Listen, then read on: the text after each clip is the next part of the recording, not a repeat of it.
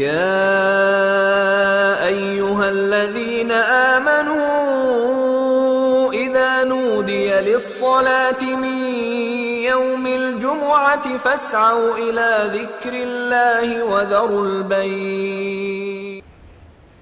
إن الحمد لله نحمده ونستعينه ونستغفره ونؤمن به ونتوكل عليه ونعوذ بالله من شرور أنفسنا ومن سيئات أعمالنا.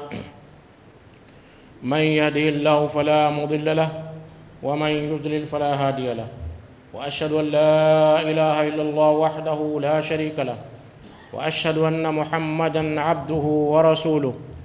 أعوذ بالله السميع العليم من الشيطان الرجيم. بسم الله الرحمن الرحيم. يا أيها الذين آمنوا اتقوا الله حق تقاته ولا تموتن إلا وأنتم مسلمون.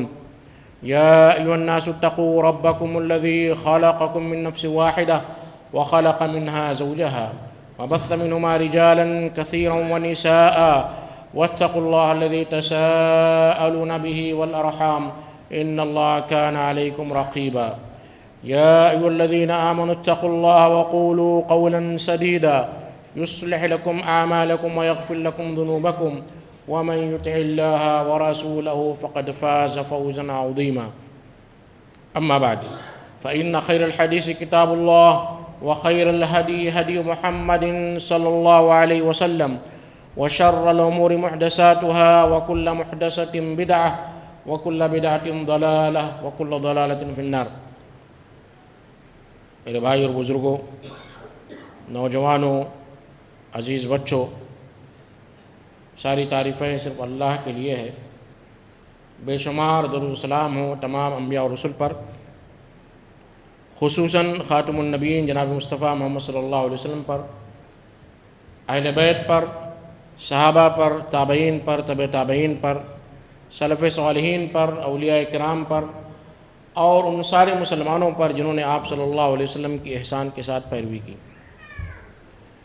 آج جمعہ کے اس موقع پر توکل علی اللہ، اللہ پر بھروسہ کرنا، اللہ پر ٹرسٹ رکھنا، اس کے تعلق سے کچھ باتیں عرض کروں گا. اللہ سے دعا ہے کہ اللہ تبارک و تعالیٰ مجھے کہنے اور عمل کرنے اور آپ کو سننے اور اس پر عمل کرنے کی توفیق عطا فرمائے. قرآن مجید میں اللہ تبارک و تعالیٰ نے بہت سارے کلمات کا تذکرہ کیا ہے، بہت ساری اصطلاحات ہے، ٹرمینالوجی ہے، جیسے ایمان ہے، اسلام ہے، تقوی ہے، طہارت ہے، اسی طرح خوف ہے، خشیت ہے، توکل ہے، دعا ہے. اردو زبان میں اس کا صحیح ترجمہ بڑا مشکل ہے. آپ کو معلوم ہوگا کہ عربی زبان بڑی مالدار زبان ہے، بڑی رچ زبان ہے. ایک ایک کلمات کے لیے، ایک ایک چیز کے لیے کئی الفاظ ہوتے ہیں.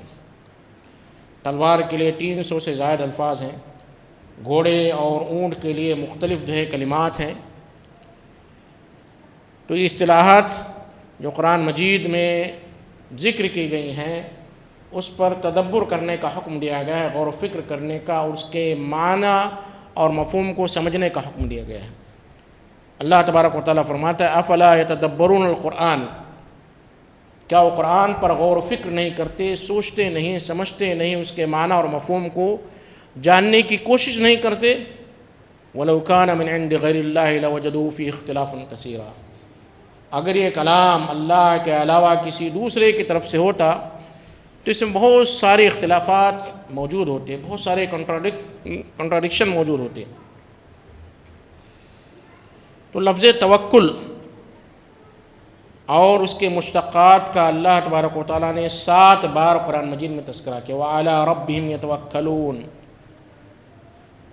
وَعَلَى اللَّهِ فَلْيَتَوَكَّلِ الْمُتَوَكِّلُونَ، اور اللہ پر ہی بھروسہ کرنے والے بھروسہ کریں. توکل کا اردو زبان میں جو ترجمہ کیا جاتا ہے بھروسہ کرنا، انگلش میں جسے ہم کہتے ہیں ٹرسٹ کرنا. یہ توکل کیا چیز ہے؟ توکل کے تعلق سے 2 مختلف نظریات قائم کیے گئے. ایک نظریہ تو یہ ہے کہ توکل کا مفہوم یہ ہے کہ ہم ہاتھ پر ہاتھ دھرے گھر میں بیٹھے رہیں اور اللہ پر بھروسہ رکھیں کہ اللہ تبارک و تعالیٰ نے ہماری تقدیر میں جو لکھا ہے وہ ہماری اسکرین پر آ جائے گا اور وہ ہو کر رہے گا۔ ہمیں ہاتھ پیر ہلانے کی ضرورت نہیں ہے، ہمیں اسباب کو اختیار کرنے کی ضرورت نہیں ہے، ہمیں تگ و دو کرنے کی ضرورت نہیں ہے، ہمیں احتیاط اور پریونشن اور کیور لینے کی ضرورت نہیں ہے، جو کہ توکل کا غلط معنی ہے۔ توکل کا غلط معنی ہے۔ میں آپ کو قرآن اور حدیث اور انبیاء کرام کی سیرت کی روشنی میں بتاؤں گا کہ توکل کا صحیح معنی کیا ہے۔ توکل کا صحیح معنی یہ ہے کہ انسان سارے اسباب، سارے وسائل کو اختیار کرے، سارے وسائل کو اختیار کرے۔ گرمی کا موسم ہے تو انسان جو ہے خوب پانی پیے، ٹھنڈا پانی پیے اور لیکوڈ کا زیادہ استعمال کرے، پھر اس کے بعد اللہ پر بھروسہ رکھے کہ اللہ تبارک و تعالیٰ نے اس لیکوڈ میں، اس پانی میں میری صحت کا انتظام کر رکھا ہے۔ ایسا نہ ہو کہ سخت گرمی کے موسم میں آپ باہر دھوپ میں کھڑے رہیں اور کہیں کہ اللہ تبارک و تعالیٰ ہماری حفاظت کرنے والا ہے، میں اللہ پر بھروسہ رکھتا ہوں۔ وجہ یہ ہے کہ یہ دنیا دارالاسباب ہے، سبب پر قائم ہے، اور اللہ تبارک و تعالیٰ نے آدم علیہ السلام کی پیدائش سے لے کر اس دنیا کو سبب پر منحصر کیا ہے۔ اللہ تبارک و تعالیٰ چاہتا تو اس دنیا کو کن فیکون کے ذریعے وجود میں لا سکتا تھا۔ اللہ کہتا کن ہو جا اور اس دنیا وجود میں آ جاتی۔ آدم علیہ السلام کو اللہ تبارک و تعالیٰ نے مٹی سے بنایا، بنانے کی ضرورت نہیں تھی، اللہ کہتا کن، آدم علیہ السلام کھڑے ہو جاتے۔ لیکن اللہ نے مٹی سے بنایا، بنانے کے بعد اللہ تبارک و تعالیٰ نے آدم علیہ السلام کی پشت سے حوا کو پیدا کیا۔ پھر ان دونوں جوڑوں سے اللہ تبارک و تعالیٰ نے اس دنیا کو وجود بخشا، اور پھر ایک طریقہ ہو گیا کہ مرد و زن کے اختلاط سے بچے اور جو ہے نسل بڑھتی جاتی ہے۔ اس لیے اللہ تبارک و تعالیٰ فرماتا ہے یا ایھا الناس، اے لوگو اپنے اس پروردگار سے ڈرو جس نے تمہیں ایک مرد اور عورت سے پیدا کیا۔ تو یہ دنیا دارالاسباب ہے، اسباب کو اختیار کرنے کا حکم اللہ نے بھی دیا ہے، اور اللہ تبارک و تعالیٰ نے ثابت کیا ہے کہ اس دنیا کو قائم کرنے کے لیے اسباب کی ضرورت ہے۔ اگر ہم اس دنیا میں اچھی زندگی گزارنا چاہتے ہیں تو ہمیں اسباب کو اختیار کرنا ہے، گھر سے باہر نکلنا ہے، اپنی روزی روٹی کا انتظام کرنا ہے۔ تعلیم حاصل کرنا ہے تو آپ کو محنت کرنا ہے، بک پڑھنا ہے اور اگزام دینا ہے، ڈگری حاصل کرنا ہے۔ ایسا نہیں کہ ہم عالم بن جائیں گے، فاضل بن جائیں گے، عمر آباد جانے کی ضرورت نہیں ہے، سلفیہ جانے کی ضرورت نہیں ہے، گھر میں بیٹھے رہیں گے، اللہ تبارک و تعالیٰ ہمیں عمری اور مدنی اور سلفی بنا دے گا۔ آپ کو گھر سے باہر نکلنا ہے اور علم حاصل کرنے کے لیے سفر کرنا ہے، تب جا کر کہیں آپ علم حاصل کریں گے۔ دنیا کے سارے مسائل، دنیا کی ساری چیزیں اسباب پر منحصر، اسباب پر چلتی ہیں، لیکن اگر ایک مومن صرف ان اسباب پر بھروسہ کر لے اور بھروسہ کرنے کے بعد کہے مجھے اللہ کے پر ایمان کی ضرورت نہیں ہے، یہ اسباب میرے لیے کافی ہیں، یہ اسباب مجھے کامیابی تک ہمکنار کریں گے، تو یہاں پر جو ہے کفر شروع ہوتا ہے۔ کیوں؟ آپ نے سارے اسباب اختیار کیا، آپ بیمار تھے، آپ نے علاج کیا، بڑے سے بڑے ہاسپٹل میں آپ نے خوب پیسہ خرچہ کیا، لندن اور امریکہ گئے، اگر اللہ نے اس بیماری میں شفا نہیں رکھی ہے تو آپ کو دوا فائدہ نہیں دے گی۔ وَإِذَا مَرِضْتُ فَهُوَ يَشْفِينِ، اللہ تبارک و تعالیٰ نے دعا سکھائی کہ جب انسان بیمار ہو تو اللہ کے بارے میں عقیدہ رکھے کہ اللہ میں تیرے سارے اسباب کو اختیار کر رہا ہوں، لیکن ان اسباب میں طاقت پیدا کرنے والی ذات تیری ہے۔ گھر سے آپ نکلتے ہیں بسم اللہ توکلت علی اللہ، آپ گھر سے نکلتے ہیں اے اللہ تیرے نام سے اور میں تجھ پر بھروسہ کر کر اس گھر سے نکل رہا ہوں۔ گھر سے نکلنا ہے آپ کو، پھر اللہ پر بھروسہ رکھنا ہے۔ یہ عقیدہ رکھنا کہ ہم نے اللہ پر بھروسہ کیا، اسباب کو اختیار کرنے کی کوئی ضرورت نہیں ہے، اور اللہ نے ہماری تقدیر میں جو لکھ دیا ہے وہ ہو کر رہے گا، وہ ہو کر رہنے والا ہے، اسے کوئی روکنے والا نہیں ہے۔ یہ جو ہے غلط عقیدہ ہے۔ کیوں؟ آئیے میں بتاؤں۔ سب سے پہلی جو مثال میں نے دی کہ اللہ تبارک و تعالیٰ نے آدم علیہ السلام کو پیدا کیا، سبب بنایا، اس کے بعد بھی بہت ساری مثالیں اللہ تبارک و تعالیٰ کے انبیاء کرام علیہ السلام میں پائی جاتی ہیں۔ ایوب علیہ السلام کا واقعہ لے لیجئے، ایک دو واقعات میں ذکر کروں گا صرف، بے شمار واقعات قرآن اور حدیث میں اور اللہ کے نبی کریم صلی اللہ علیہ وسلم کی سیرت میں، صحابہ کرام کی سیرت میں موجود ہے۔ تو گزشتہ انبیاء میں ایوب علیہ السلام 19 سال سے زائد عرصے تک بیمار تھے۔ 19 سال تک حضرت ایوب علیہ السلام بیمار تھے، 19 سال تک دعا کرتے رہے، علاج معالجہ کرتے رہے۔ ان کی بیماری کا تذکرہ اگر میں کروں گا تو آپ کو اندازہ ہوگا کہ آج جس بیماری سے ہم جھوج رہے ہیں، جسے بہت بڑی بیماری کہہ رہے ہیں، جبکہ کوئی بہت بڑی بیماری نہیں ہے۔ ایوب علیہ السلام 19 سال تک، آج ابھی کورونا کو 9 مہینے بھی نہیں ہوئے ہیں، 19 سال تک بیماری سے جھوجتے رہے، دعائیں کرتے رہے، علاج معالجہ کرتے رہے۔ اللہ نے ان کی شفا نازل کی، اللہ نے انہیں شفا دیا۔ کس انداز سے؟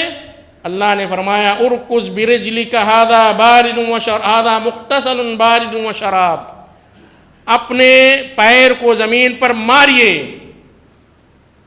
ھذا مغتسل، اس سے ایک پانی پیدا ہوگا جس سے آپ غسل کریں گے، پاک و صاف ہوں گے، بارد وشراب، ٹھنڈا بھی ہوگا، پینے کے قابل بھی ہوگا۔ کیوں؟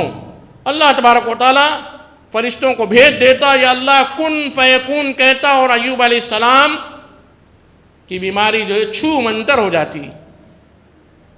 لیکن اللہ نے سبب کو اختیار کرنے کا حکم دیا، چھوٹا سا سبب تھا، پیر کو زمین پر مارنا ہے، اس سے جو ہے چشمہ پیدا ہوا، پانی پیدا ہوا، اس پانی کے ذریعے اللہ نے شفا رکھ دی۔ حضرت مریم کو عیسیٰ علیہ السلام عطا کیے گئے، اس میں ایک سبب تھا، دوسرا سبب نہیں تھا، یہ بتلانے کے لیے کہ سبب پر مکمل بھروسہ کر لینا۔ ماسک لگائے ہوئے ہیں، صبح شام سینیٹائزر کر رہے ہیں، اور جو ہے فزیکل ڈسٹینسنگ رکھ رہے ہیں، ہمیں کورونا تو نہیں ہوگا۔ یہ عقیدہ رکھ لیا آپ نے تو اسے توکل نہیں کہتے ہیں۔ اور کوئی شخص یہ کہے کہ مجھے تو کچھ نہیں ہوگا، میں کورونا پیشنٹ سے جاؤں گا، مصافحہ کروں گا، گلے ملوں گا، یہ توکل کی دوسری جو ہے بگڑی ہوئی شکل ہے۔ توکل ان دونوں کے درمیان ہے کہ آپ سارے وسائل کا اختیار کیجئے اور پھر اللہ پر بھروسہ کیجئے۔ ایسا بھی نہیں کہ آپ دنیا سے کٹ جائیں، مسجد سے دور ہو جائیں، رشتہ داروں سے ملاقاتیں نہ کریں، اپنے آپ کو ایک شیشے کی دیوار میں بند کر کے رکھ لیں کہ اب تو مجھے کوئی بیماری نہیں آئے گی۔ اللہ تبارک و تعالیٰ چاہے گا تو آپ شیشے کے اندر سے بھی جو بیماری آ جائے گی۔ تو میں ذکر کر رہا تھا، حضرت مریم کو عیسیٰ علیہ السلام دیے گئے بغیر باپ کے، لیکن جبریل علیہ السلام آئے اور انہوں نے روح پھونکی۔ جب بچہ پیدا ہوا، اللہ تبارک و تعالیٰ چاہتا تو حضرت مریم کے لیے آسمان سے جو کھجور کے خوشے نازل کر دیتا، انگور نازل کر دیتا۔ اللہ تبارک و تعالیٰ نے حضرت مریم کو حکم دیا وَهُزِّي إِلَيْكِ بِجِذْعِ النَّخْلَةِ تُسَاقِطْ عَلَيْكِ رُطَبًا جَنِيًّا۔ کھجور کا درخت آپ نے دیکھا ہوگا، کتنا مضبوط ہوتا ہے، آپ ہلا سکتے ہیں، اچھے سے اچھا طاقتور انسان بھی اسے نہیں ہلا سکتا ہے۔ کسے کہا گیا؟ اس عورت کو جو لیبر پین میں ہے، درد ذہ میں ہے۔ جب ولادت ہوتی ہے تو اچھی سے اچھی عورت بھی کمزور پڑ جاتی ہے، اس کی طاقت جواب دے دیتی ہے۔ ایسی عورت کو اللہ تبارک و تعالیٰ کہہ رہا وَهُزِّي إِلَيْكِ بِجِذْعِ النَّخْلَةِ، کھجور کے جو تنے ہیں اس کو ہلائیے، تُسَاقِطْ عَلَيْكِ رُطَبًا جَنِيًّا، اللہ تبارک و تعالیٰ تجھ پر جو ہے بہترین قسم کے رطب کو نازل کرے گا۔ رطب کہتے ہیں جو کھجور تھوڑا کچا ہوتا ہے، بڑا لذیذ ہوتا ہے، جس کو فریج میں رکھ کر ہی کھا سکتے ہیں۔ وہ رطب جو ہے اس درخت سے گرے گا۔ ہم اور آپ ہوتے کہتے اللہ نے کون سا حکم دے دیا ہے، اتنا مضبوط تنا کیسے ہلایا جائے؟ ایک عورت، اس کو اللہ تبارک و تعالیٰ نے حکم دیا، یعنی سبب اختیار کرو، ہاتھ پر ہاتھ رکھے مسجدوں میں بیٹھ کر صرف دعا کرنے سے تقدیر نہیں بدل سکتی ہے۔ دعا کیجئے، دوا کیجئے، مسجد میں آئیے، مسجد سے باہر فَإِذَا قُضِيَتِ الصَّلَاةُ فَانتَشِرُوا فِي الْأَرْضِ وَابْتَغُوا مِن فَضْلِ اللَّهِ۔ جب جمعہ کی نماز ہو جائے، جمعہ کی اذان ہو جائے، فَاسْعَوْا إِلَىٰ ذِكْرِ اللَّهِ، سارے کاروبار چھوڑ کر اللہ کے ذکر کی طرف آ جاؤ۔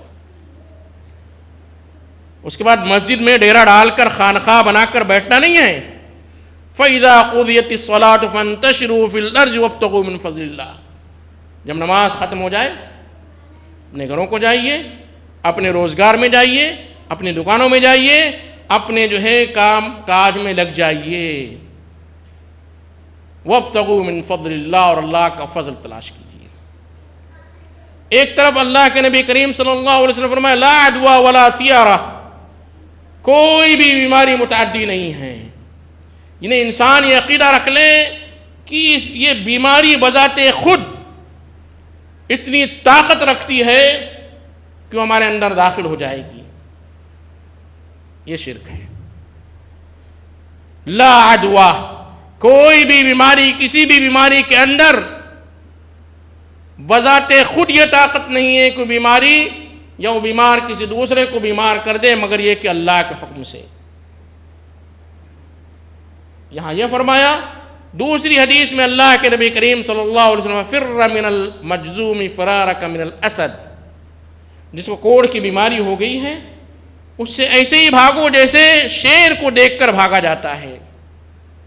بچنے کا حکم دیا گیا، اور ساتھ میں عقیدہ رکھنے کا حکم دیا گیا کہ انسان اس بیماری کو سبب نہ سمجھ لے کہ یہ بیماری بذات خود ہم پر اثر انداز ہوگی۔ اللہ کے نبی کریم صلی اللہ علیہ وسلم کو حکم دیا کہ فَإِذَا عَزَمْتَ فَتَوَكَّلْ وَشَاوِرْهُمْ فِي الْأَمْرِ، کوئی بھی معاملہ درپیش ہو، کوئی بھی معاملہ آئے تو آپس میں مشورہ کیجئے۔ فَإِذَا عَزَمْتَ فَتَوَكَّلَ اللَّهِ، لیکن جب کسی معاملے پر اتفاق ہو جائے یا اتفاق نہ ہو لیکن امام وقت یا نبی وقت کسی چیز کا ارادہ کر لے، فَتَوَكَّلَ اللَّهِ، تو اللہ پر بھروسہ رکھے کہ اللہ اس معاملے کو آگے بڑھانے والا ہے، کامیاب کرنے والا ہے۔ یہ دراصل حقیقی توکل ہے، ایک مومن کا شیوا، ایک مومن کی شان یہ ہے کہ سارے اسباب و ذرائع کو اختیار کرے، اختیار کرنے کے بعد اس معاملے کو اللہ پر چھوڑ دے، یہ ہے توکل۔ جو لوگ توکل کی دوسری شکل بیان کرتے ہیں کہ توکل کا مفہوم یہ ہے کہ انسان ہاتھ پر ہاتھ رکھے بیٹھا رہے اور یہ کہے کہ اللہ جو چاہے گا کرے گا، وہ یہ حدیث پیش کرتے ہیں جو حدیث ان کے اس مفہوم کے مخالف ہے۔ وہ کہتے ہیں کہ اللہ کے نبی کریم صلی اللہ علیہ وسلم نے فرمایا لو توکلتم علی اللہ حق توکلہ لرزقکم کما یرزق الطیر تغدو خماسا وتروح بطانا۔ بڑی پیاری حدیث ہے۔ اللہ کے نبی کریم صلی اللہ علیہ وسلم فرماتے ہیں لو توکلتم علی اللہ حق توکلہ، اگر تم اللہ پر ایسا ہی توکل رکھو گے جیسا کہ اللہ پر توکل اور بھروسہ رکھنے کا حق ہے، تو تمہیں ایسے ہی رزق دے گا جیسے پرندوں کو رزق دیتا ہے۔ پرندے کسی کمپنی میں نوکری نہیں کرتے ہیں، پرندوں کا کوئی بزنس جو ہے آؤٹ لیٹ نہیں ہوتا ہے، کوئی شاپنگ مال نہیں ہوتا ہے، لیکن اللہ انہیں رزق دیتا ہے۔ کوئی طاقت بھی نہیں ہوتی ان کے پاس رزق حاصل کرنے کی، کوئی چیٹنگ نہیں کر سکتے ہیں، فریب نہیں کر سکتے ہیں، دھوکہ نہیں دے سکتے ہیں۔ انسان تو مختلف حلال اور حرام ذرائع کو اختیار کر کے رزق حاصل کر لیتا ہے۔ اللہ اسے بھی رزق دیتا ہے، اس پرندے کو بھی۔ صبح سویرے خالی پیٹ وہ اپنے گھونسلے سے نکلتے ہیں، وَتَرُوهُ بِطَانًا، اور شام کو جب واپس آتے ہیں ان کے پیٹ فل ہوتے ہیں، بھرے ہوتے ہیں۔ جب اس حدیث پر غور کرتے ہیں تو ہمیں معلوم ہوتا ہے کہ ان پرندوں کے اندر بھی توکل ہے، لیکن وہ رزق کو حاصل کرنے کے لیے صبح سویرے اپنے گھونسلوں سے باہر نکلتے ہیں اور دن بھر محنت و مشقت کرتے ہیں، دانہ چگتے ہیں اور پھر پیٹ بھر کر واپس آتے ہیں۔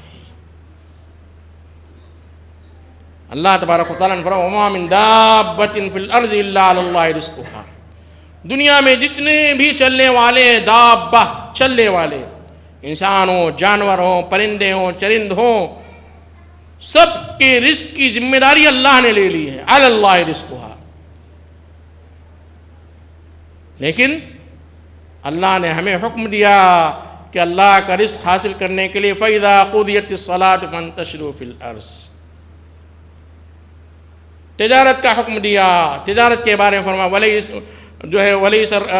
وَحَلَّ اللَّهُ الْبَيْعَ وَحَرَّمَ الرِّبَا، اللہ نے خرید و فروخت کو حلال قرار دیا اور سود کو حرام قرار دیا۔ اللہ کے نبی کریم صلی اللہ علیہ وسلم فرمائے کہ اللہ نے اس دنیا میں جتنی بھی بیماریاں نازل کی ہے الا وانزل له شفاء، اس کے ساتھ اس کا شفا بھی نازل کیا ہے، چاہے ہمیں معلوم ہو یا نہ معلوم ہو۔ اللہ کے نبی کریم صلی اللہ علیہ وسلم فرمایا کہ الحبۃ السوداء، کلونجی، شفاء من کل مرض، ساری بیماریوں کے شفا الا الموت، سوائے موت کے۔ کیوں فرمایا؟ تاکہ ان چیزوں کا اختیار کیا جائے، ان چیزوں کو استعمال کیا جائے۔ ایک آخری مثال دے کر میں اپنی بات ختم کروں گا۔ اللہ کے نبی کریم صلی اللہ علیہ وسلم کو اللہ تبارک و تعالیٰ نے فرمایا وَاللَّهُ يَعْصِمُكَ مِنَ النَّاسِ، اللہ آپ کو ساری دنیا سے محفوظ رکھے گا، کوئی بھی آپ کو ہلاک نہیں کر سکتا، قتل نہیں کر سکتا ہے۔ گارنٹی دی گئی، سرٹیفکیٹ ملی۔ آج ہم انشورنس کراتے ہیں، اللہ تبارک و تعالیٰ نے انشورڈ کیا کہ آپ کو کوئی بھی کسی بھی انسان کی جانب سے آپ کو ہلاک نہیں کیا جائے گا۔ پھر بھی اللہ کے نبی کریم صلی اللہ علیہ وسلم نے یہ اسوہ، یہ طریقہ بیان کیا، جب آپ مکہ سے مدینہ کی طرف روانہ ہوتے ہیں تو سارے وسائل کا انتخاب کرتے ہیں، اختیار کرتے ہیں، چھوٹی چھوٹی باتوں کا دھیان رکھتے ہیں، چھوٹی چھوٹی باتیں کیسی پلاننگ کرتے ہیں ہجرت کے واقعے میں۔ دیکھیے اب کیا کہیں گے، اللہ کے نبی کریم صلی اللہ علیہ وسلم نعوذ باللہ کفار سے ڈرتے تھے، 3 دن آپ غار حرا میں چھپے رہے، کیا کہیں گے؟ کیا توکل کے خلاف ہے؟ جب حضرت ابوبکر رضی اللہ تعالیٰ عنہ کو اطلاع دینے کے لیے گھر سے نکلے تو سخت دھوپ کے وقت جب لوگ قیلولہ کرتے ہیں، آرام کرتے ہیں تاکہ راستے میں کسی سے ملاقات نہ ہو، یہ معلوم نہ ہو کہ میں کوئی خبر دینے جا رہا ہوں، خاموشی سے گئے۔ اور اس وقت حضرت ابوبکر رضی اللہ تعالیٰ عنہ نے اللہ کے نبی کریم صلی اللہ علیہ وسلم کو دیکھا تو پریشان ہو گئے، ایسے وقت آپ کبھی نہیں جاتے تھے۔ فرمایا اللہ نے مجھے ہجرت کا حکم دیا ہے۔ حضرت ابوبکر نے فرمایا کہ میں آپ کا رفیق سفر بننا چاہتا ہوں۔ اللہ کے نبی کریم صلی اللہ علیہ وسلم فرمایا کہ ہاں میں اسی لیے آیا ہوں۔ پھر آپ نے ایک کافر کو اپنا راستہ بتانے والا گائیڈ بنایا، حالانکہ اللہ تبارک و تعالیٰ چاہتا تو ڈائریکٹ اللہ کے نبی کریم صلی اللہ علیہ وسلم کو چھو منتر کے ارن کھٹولے کے ذریعے مکہ سے مدینہ بحفاظت پہنچا دیتا، لیکن امت کو یہ ہدایت دی گئی، یہ درس دیا گیا، یہ عبرت بتائی گئی کہ دنیا کے سارے وسائل کا اختیار کیجئے، جو چیزیں آپ کو بتائی جاتی ہیں اس کو اختیار کیجئے اور اس کے بعد اللہ پر بھروسہ رکھیے۔ یہ توکل کا اصل مفہوم۔ چونکہ آج کل توکل کے تعلق سے 2 راہیں پائی جاتی، افراط اور تفریط کے شکار ہیں۔ کچھ لوگ حد سے زیادہ توکل کا ذکر کرتے ہیں اور کچھ لوگ صرف اور صرف دنیاوی وسائل پر بھروسہ رکھتے ہیں۔ ہمیں امت وسط بنایا گیا، وَكَذَلِكَ جَعَلْنَاكُمْ أُمَّةً وَسَطًا، اسی طرح ہم نے تمہیں امت وسط بنایا، مڈل پاتھ والی امت بنایا، مڈل راستہ، نہ افراط ہے نہ تفریط ہے، نہ غلو ہے نہ خلو ہے۔ اللہ کے نبی کریم صلی اللہ علیہ وسلم اس دنیا کے سب سے افضل ترین انسان ہیں اور سارے انبیاء میں سب سے افضل ترین نبی ہیں، خاتم النبیین ہیں، سب سے پہلے جنت میں داخل ہوں گے۔ لیکن اللہ کے نبی کریم صلی اللہ علیہ وسلم اللہ کے برابر نہیں ہو سکتے ہیں۔ اللہ کے نبی کریم صلی اللہ علیہ وسلم کے بارے میں یہ عقیدہ رکھنا کہ آپ عالم الغیب تھے، یہاں جو افراط و تفریط ہوتی ہے. ہمیں مڈل راستے پر رہنے کا حکم دیا گا، امت وسط ہیں. اللہ سے دعا ہے کہ اللہ تبارک و تعالی ہمیں دین کی صحیح سمجھ عطا فرمائے. اقول قولی ھذا واستغفر اللہ لی ولکم ولسائر المسلمین من کل ذنب فاستغفروه انه هو الغفور الرحیم.